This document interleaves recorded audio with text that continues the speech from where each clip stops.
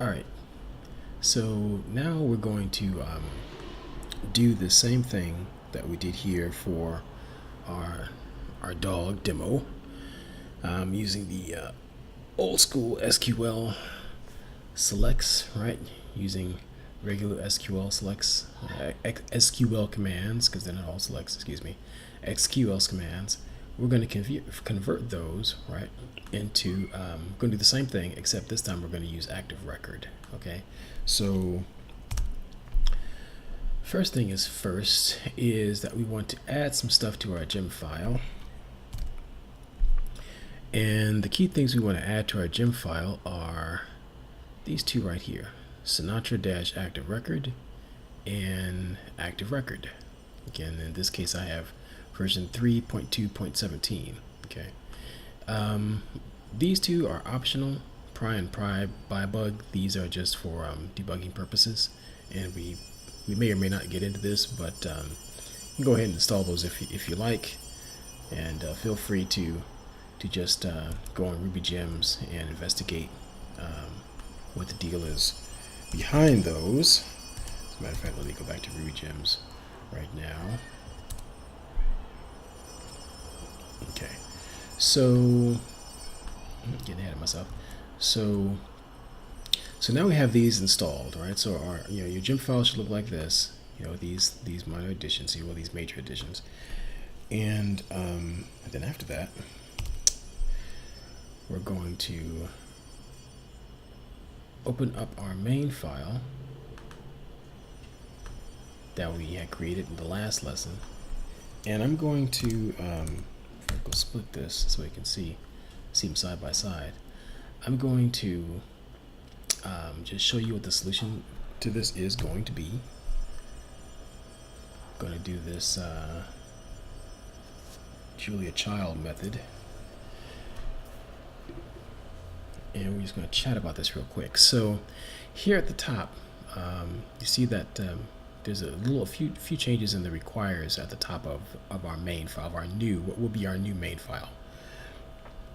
So here I've got Sinatra Reloader instead of Sinatra Contrib, and I have active support all. Oh yeah, and we have active support all here. Active record is our key addition here. We want to make sure that you've got that. And what that does is it allows us to call this thing called active record. And here on line 8 is where active record is being used to connect to our Postgres database. Okay. Remember before in the previous lesson we had run SQL doing that. That was our connection method. Right, we had connection and then PG connect, etc. Database name, host, all that good business. That whole functionality, that logic, right, and that functionality, that's being handled by this chunk of code here. Active record base, established connection, Postgres adapter, localhost, database name. Username isn't necessarily necessary here. Notice that password is empty, but usually there would be a username and a password, and both of those would be incorporated via environment variables. That's what this env stands for. Okay. In this case, we don't really have those. I just have those here just to remind myself to mention that to you. So yeah. So that's that for that. Now, a little bit about active record. Active record is called a ORM, an object relational mapping system. And let's see here. I think I've got one of these sites up that talks about this. We'll talk about this in a second, dynamic finders. But let me scroll all the way back up to the top of this page here. I think, go to Rails Guides. Okay, Rails Guides. Talk to me about active record basics. Okay. Yeah, there it is. Okay. The active record pattern. Yeah, active record was described by Martin Fowler, as his motorcycle goes by, in his book Patterns of Enterprise Application Architecture. In active record, objects carry both persistent data and behavior which operates on that data. active record takes the opinion that ensuring data access logic as part of the object will educate users of that object on how to write to and read from the database.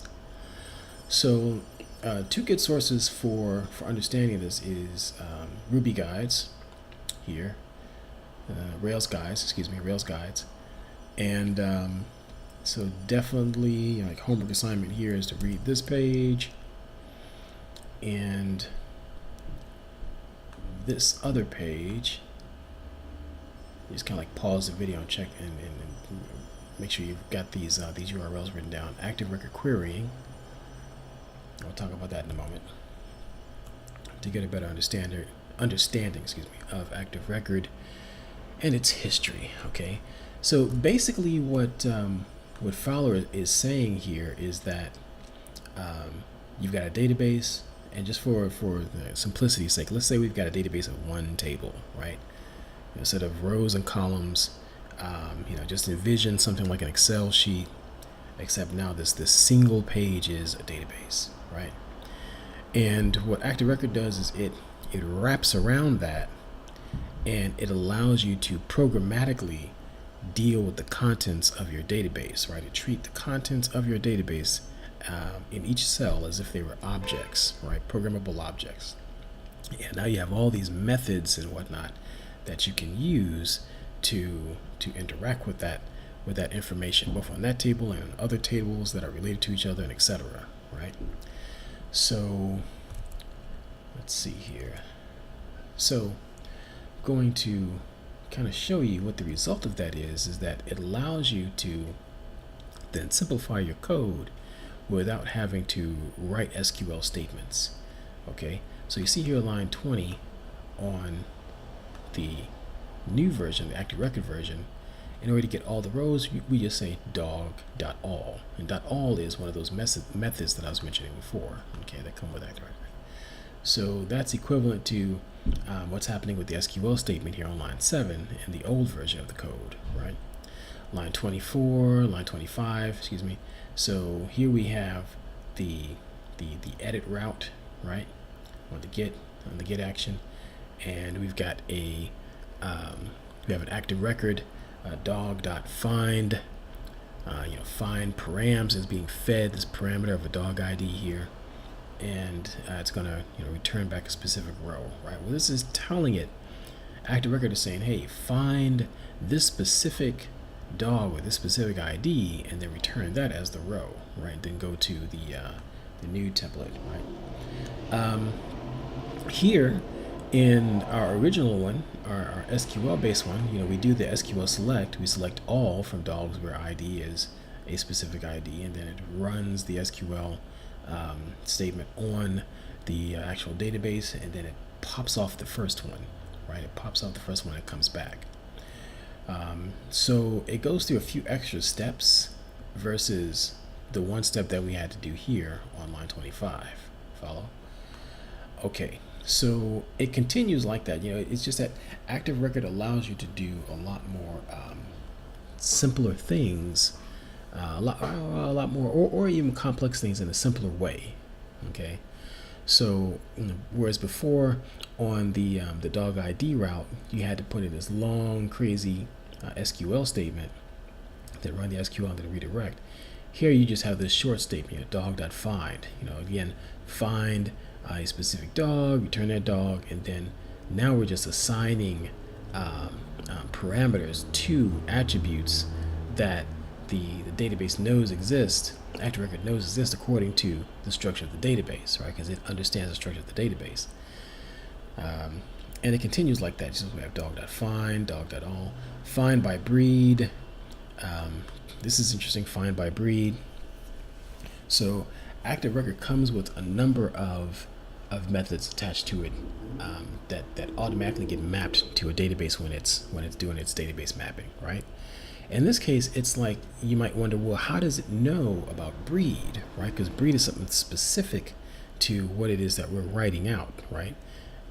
There is no find by method breed by default in active record, general, right? Okay, but when active record is told to connect to your database, into our database in this instance, in the case of this code base, it looks at the rows and the columns and it says, oh, okay, so this is this thing called breed, right? So it then associates the names of those columns with methods that it already has in its system.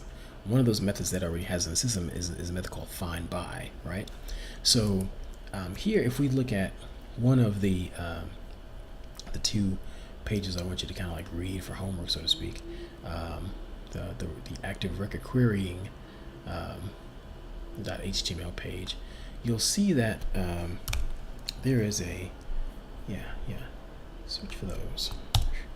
See, find by. Okay, so in this particular situation, this particular method here is a thing called a dynamic finder, right? So for every field, also known as an attribute, I'm gonna read this real quick. Attribute you define in your table.